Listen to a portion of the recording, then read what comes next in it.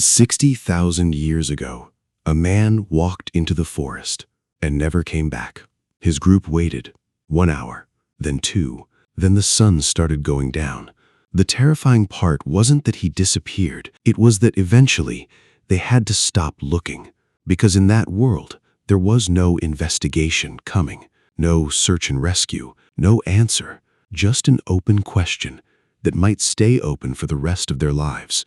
And what they did with that, how they searched, what they risked, and what they built around the silence when the search was over, that's what this is actually about.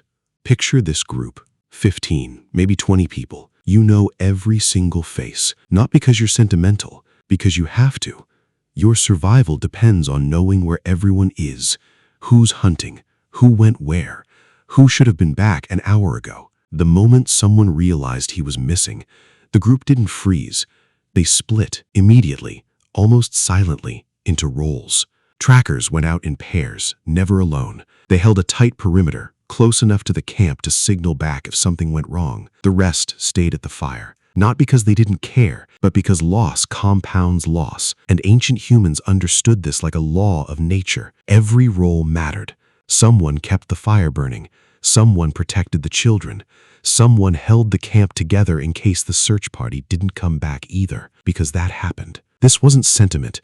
This was cold, functional survival logic that kept our species alive for hundreds of thousands of years. They found the trail. At first, it was easy, clear footprints in soft earth, moving north toward the river. But then the tracks reached the water and stopped, which meant one of two things.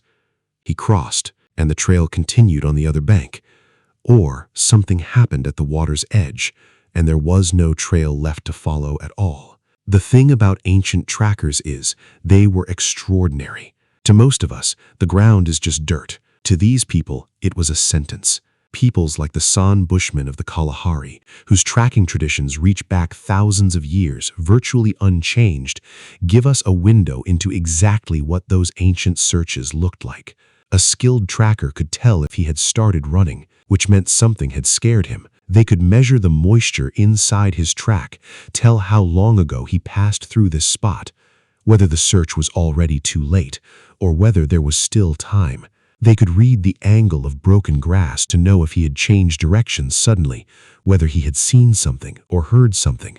But sometimes the tracks told a story nobody wanted to read. Sometimes trackers found footprints going out and coming back, just not the same number they started with. Your missing person left a trail. The question was always, how far do you follow it? Because what the footprints couldn't tell them was what was waiting at the end of the trail. The forest didn't just have wolves.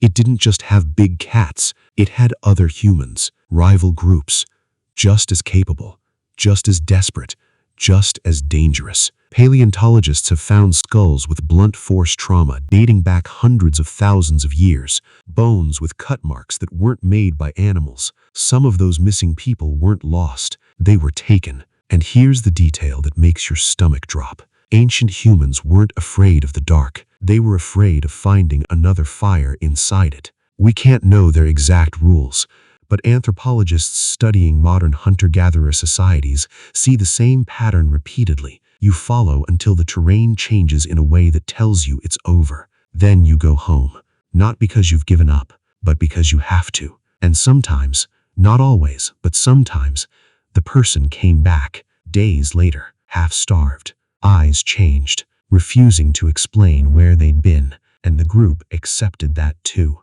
because some answers ancient humans learned were harder to carry than the silence. But most of the time, there was no coming back. But here's what nobody tells you about prehistoric life. These people didn't abandon anyone, not the missing, not even the ones who were still there but couldn't pull their weight anymore. Archaeologists have found prehistoric individuals with severe physical disabilities, bone conditions so serious that they couldn't walk, couldn't hunt, couldn't gather, who survived anyway. For years, because someone fed them, because someone stayed.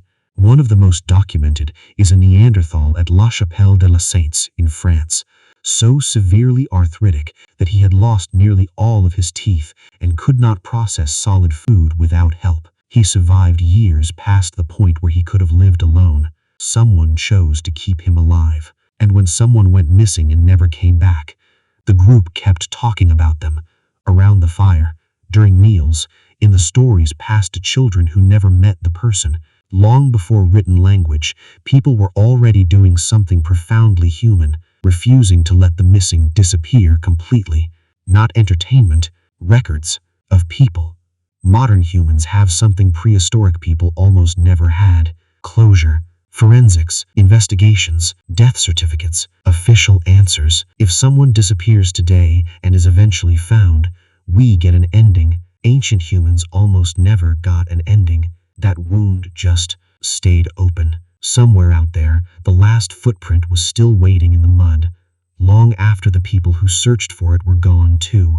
What do you do with a loss that has no ending? You talk about the person so they don't disappear twice. Once from the world, and once from memory. You build story around the silence. Maybe that's where the first stories came from, not from triumph, from questions that never found their answers. And the next time someone you love is late coming home, and you feel that small, cold, quiet fear, know that 60,000 years ago, someone felt exactly the same thing, and they didn't get an answer. They just learned to carry it.